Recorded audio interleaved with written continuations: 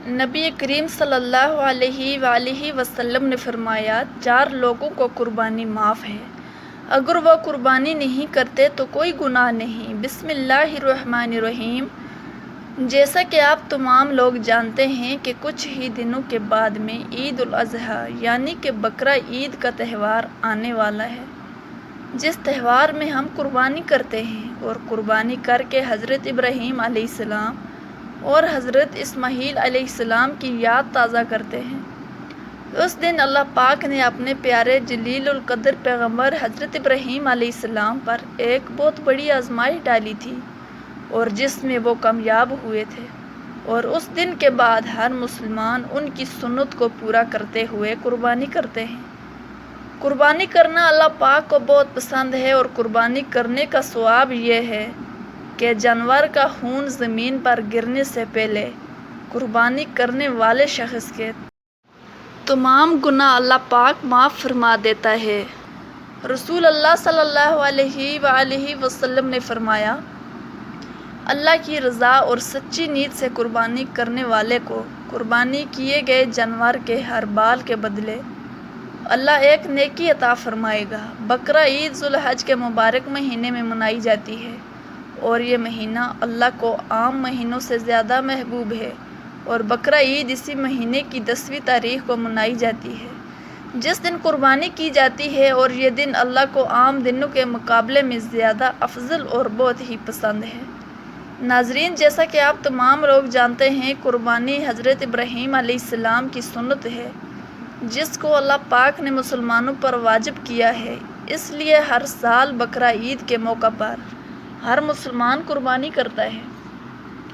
آج کی اس ویڈیو میں ہم لوگ بات کرنے والے ہیں 4 ایسے لوگوں کے بارے میں جن کے بارے میں حضور صلی اللہ علیہ وآلہ وسلم نے ارشاد فرمایا، ان 5 لوگوں کے اوپر قربانی واجب نہیں ہے، یعنی کہ 5 لوگ ایسے ہیں جن کو قربانی معاف ہے، اور اگر یہ 5 لوگ بقرہ عید کے موقع پر قربانی نہیں کرتے تو ان پر کوئی گناہ نہیں ہوگا۔ اور اس کے ساتھ ساتھ ہم آپ کو ایسے لوگوں کے بارے میں بھی بتانے والے ہیں جن پر قربانی واجب ہوتی ہے، جن کے لیے قربانی کرنا ضروری ہے۔ اگر یہ لوگ بقرہ عید کے موقع پر قربانی نہیں کرتے تو گنہگار ہوں گے۔ اسی لیے آج کی یہ ویڈیو سب مسلمانوں کے لیے بہت ہی زیادہ خاص ہے۔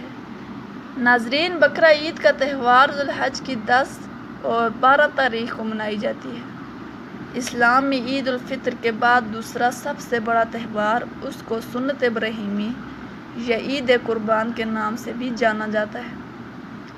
حضور پاک صلی اللہ علیہ وآلہ وسلم نے ارشاد فرمایا، بقرہ عید پر قربانی کرنا ہر مسلمان مرد اور عورت پر واجب ہے، یعنی ایسے لوگوں پر بقرہ عید کے دن قربانی کرنا ضروری ہوتا ہے جن لوگوں پر قربانی واجب ہے اور وہ قربانی نہیں کرتے ہیں، تو ایسے لوگ سخت گنہگار ہوں گے۔ ایسے لوگوں کے بارے میں آپ صلی اللہ علیہ وسلم نے ارشاد فرمایا، جو شخص قربانی کی حیثیت رکھتا ہے اور پھر بھی وہ قربانی نہیں کرتا تو اس کو چاہیے کہ وہ ہماری عیدگاہ کے قریب بھی نہ آئے، یعنی کہ ایسے شخص کے لیے آپ صلی اللہ علیہ وسلم نے اتنی بڑی ناراضگی ظاہر کی ہے۔ لیکن اس کے ساتھ ہی اللہ کے پیارے نبی صلی اللہ علیہ وسلم نے یہ بھی ارشاد فرمایا کہ ان لوگوں کے علاوہ بعض لوگ ایسے ہیں کہ جن پر قربانی کرنا واجب نہیں ہے۔ اب چاہے یہ 5 لوگ کتنے بھی مالدار کیوں نہ ہوں، ان پر قربانی کرنا معاف ہے۔ یہ 5 لوگ بقرہ عید کے موقع پر قربانی نہیں کرتے تو ان پر کوئی گناہ نہیں ہوگا۔ نمبر 1، جو شخص سفر میں ہو۔ اللہ کے نبی صلی اللہ علیہ وآلہ وسلم نے ارشاد فرمایا، سب سے پہلا شخص جو ہے جو سفر میں ہو، یعنی وہ شخص جو اپنے گھر سے یا اپنے وطن سے 92.5 کلومیٹر دور چلا گیا ہو، ایسے شخص پر قربانی واجب نہیں ہے، پھر چاہے ایسے لوگ کتنے بھی مالدار کیوں نہ ہوں۔ لیکن اگر اسے وہاں پر 15 دن سے کم رکنا ہے، اس پر قربانی واجب نہیں ہے، لیکن اگر اسے وہاں پر 15 دن سے زیادہ رکنا ہے تو اس پر قربانی واجب ہو جائے گی۔ اسی لیے اس کو چاہیے یا تو وہاں پر اپنے نام سے قربانی کرے یا اپنے گھر پر اطلاع دے کہ اس کے گھر کا کوئی بھی شخص اس کے نام سے قربانی کرے۔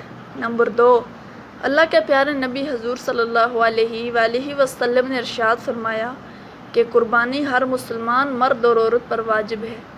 جو شخص ایمان کی حالت میں ہو اس کا مطلب یہ ہے کہ قربانی کرنا کافر پر واجب نہیں، یعنی کہ ایسا شخص جو مسلمان نہیں ہے، جس نے کلمہ نہیں پڑھا، تو ایسے شخص پر بھی قربانی واجب نہیں ہے، یعنی کہ قربانی صرف اور صرف مسلمان مرد اور مسلمان عورت پر واجب ہے۔ نمبر 3، بچے اور مجنوں پر۔ حضور پاک صلی اللہ علیہ وآلہ وسلم نے ارشاد فرمایا، بقرہ عید پر قربانی کرنا بچوں اور مجنوں پر واجب نہیں۔ مجنوں سے مراد یہ ایسا شخص جو اپنا ہوش و حواس کھو بیٹھا ہو، اس کو دنیا داری کی کوئی خبر ہی نہ ہو، اس کو مجنوں کہتے ہیں۔ بقرہ عید پر بچوں کو اور پاگلوں کو قربانی کرنا معاف ہے۔ اگر یہ لوگ بقرہ عید پر قربانی نہیں کرتے تو ان پر کوئی گناہ نہیں ہوگا۔ نمبر 4، غلام پر۔ اللہ کے نبی حضور صلی اللہ علیہ وآلہ وسلم نے فرمایا کہ بقرہ عید پر قربانی کرنا غلام پر واجب نہیں ہے، یعنی کہ ایسے لوگ جو کسی کے غلام ہیں یا کسی کے غلامی کر رہے ہیں تو ایسے لوگوں کو بھی قربانی معاف ہے۔ اگر یہ لوگ بھی قربانی نہیں کرتے ہیں تو ان پر کوئی گناہ نہیں ہو۔ اب اگر یہ لوگ عید پر جانور لا کر اس کی قربانی کر دیتے ہیں، ایسے لوگوں کو اللہ تبارک و تعالیٰ خوب اجر دے گا۔ نمبر 5، جو صاحب نصاب نہ ہو۔ حضرت محمد مصطفیٰ صلی اللہ علیہ وآلہ وسلم نے ارشاد فرمایا کہ ایسے لوگوں پر بھی بقرہ عید پر قربانی معاف ہے۔ ایسے لوگوں پر بھی قربانی واجب نہیں جو صاحب انصاف نہ ہو، یعنی کہ جس کے پاس 7.5 تولے سونا یا 52.5 تولے چاندی نہ ہو، یا پھر اس کے پاس بھی اتنے سونے یا چاندی کی رقم موجود نہ ہو۔ ایسے لوگوں پر بھی قربانی واجب نہیں ہے۔ اس کا مطلب یہ ہے کہ جس کے پاس رہنے کا مکان، کھانے پینے کا سامان، استعمال کے کپڑے اور روزانہ استعمال کیے جانے والی چیزوں کے علاوہ 7.5 تولے سونا اور 52.5 تولے چاندی کی رقم موجود نہ ہو، ایسے لوگوں پر قربانی معاف ہے۔ ناظرین، بس اب آپ اتنا بھی خیال رکھیں کہ قربانی اسی شخص پر واجب ہے جو صاحب نصاب ہو۔ ایسے لوگوں کو ہر سال عید کے موقع پر قربانی کرنا ضروری ہوتا ہے۔ ایسے لوگ اگر قربانی نہیں کرتے تو یہ لوگ سخت گنہگار ہوتے ہیں۔